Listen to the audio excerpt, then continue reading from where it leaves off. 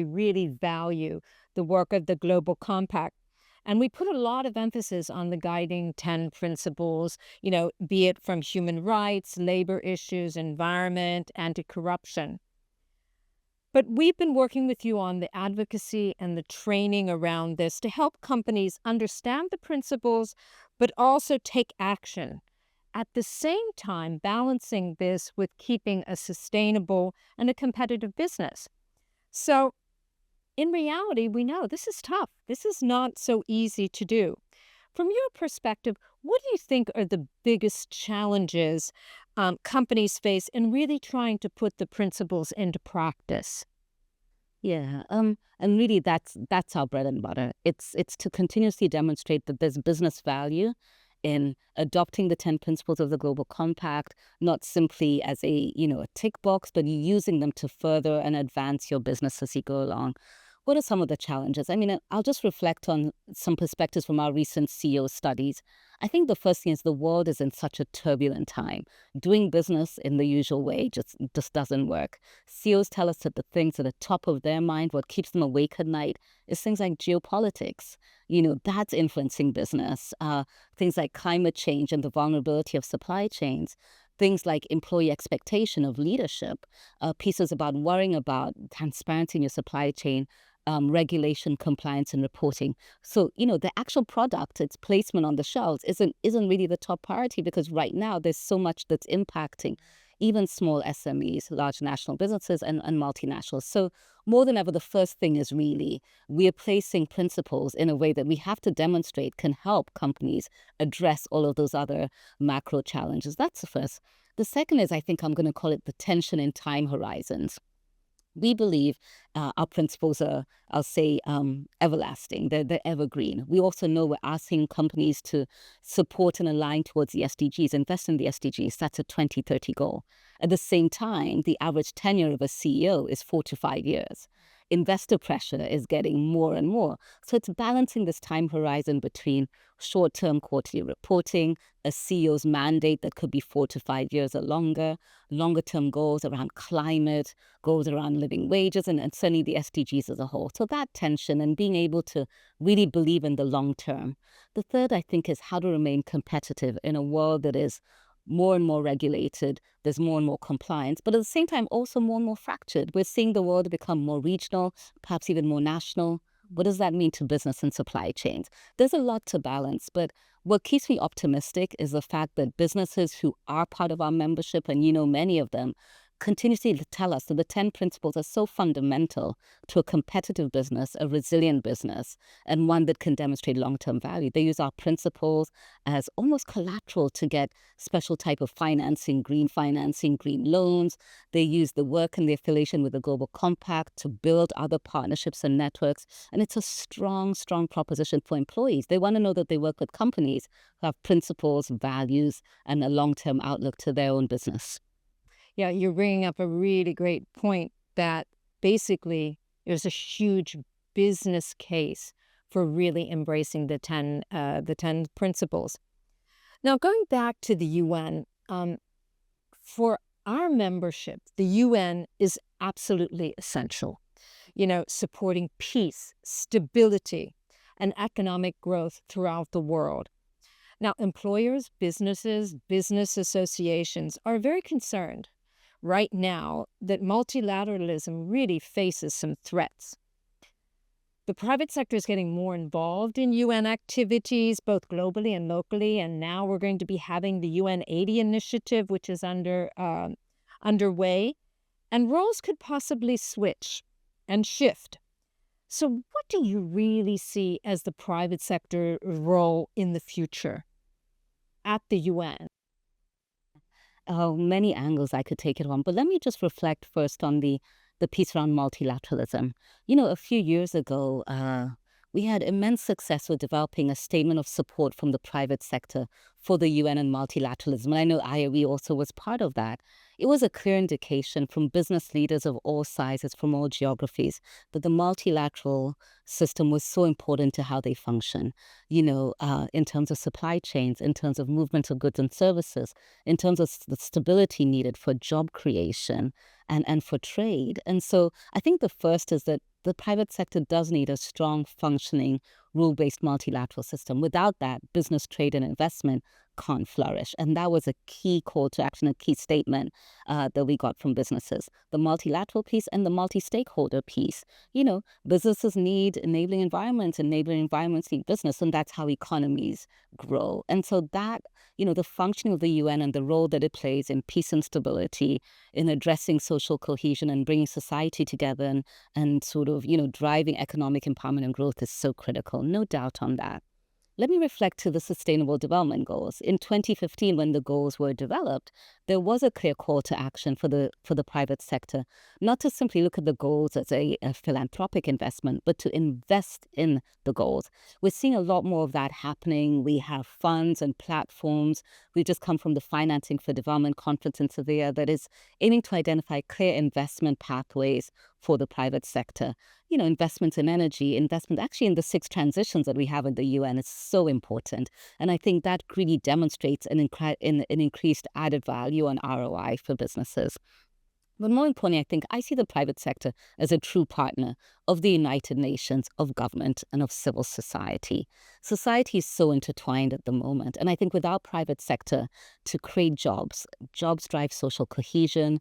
At the time when in many parts of the world, Global South primarily, we have a huge population of young people who are there as an asset, not a liability. What do they need? They need employment, they need empowerment, they need jobs. So important for social cohesion. And the private sector can do that. Private sector is huge for innovation. Look at the world we're in right now. Technology, AI, process innovation, innovation around food, agriculture, water, climate, energy. So important. Private sector is at the heart of it.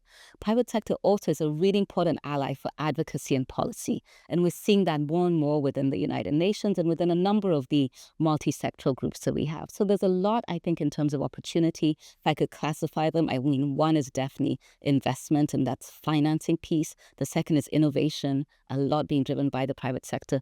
The third for me is tools such as platforms, advocacy, and mutual policy alignment and policy building and really just advancing national development priorities. So, trust. This is a big word that we've been hearing over the last few months, and it's referenced in a lot of UN documents. And according to the Edelman Trust Barometer, employers are the most trusted institutions at 62%, whereas if you compare it to governments, it's at 52%. So how can we harness that sense of trust with employers and partners to really move the needle and assist the UN in their agenda, the 2030 agenda, and all the different activities that they have? I don't know that we're ready to even pat our back at the 62, 61% as employers and in business. There's a lot more that we need to do in terms of building trust. I go back to really, I think, the fundamentals and what is trust? It's that social contract that a business or an entity has with society. And that's so important. It's about, being able to look each other in the eye and say, this is my word and I'm going to deliver on it. And the person on the other side really expecting that. So important. But as you say, trust is broken all around. It's broken between, as we said, the entities.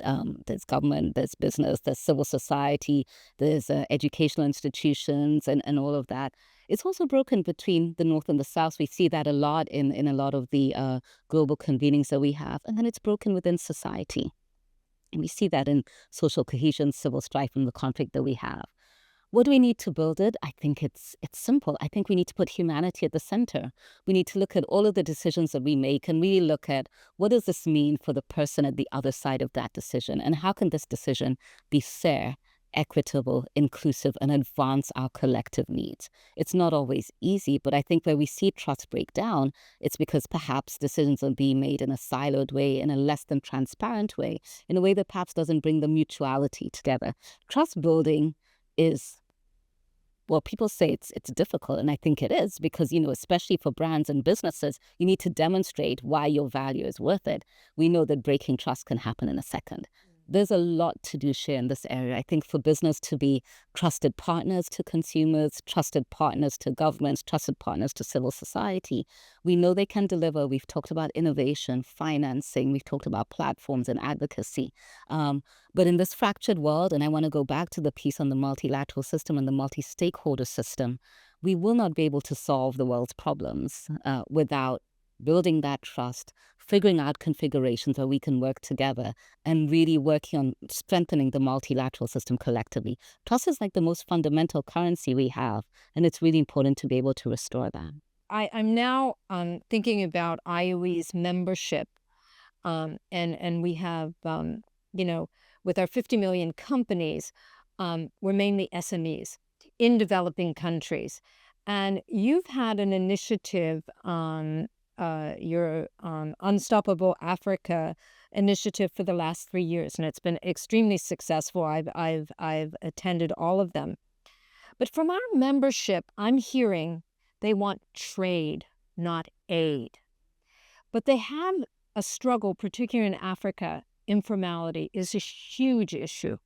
And also sustainable social protection systems. So given this whole new geopolitical situation, I suppose it's not new, but it's increasingly worrisome.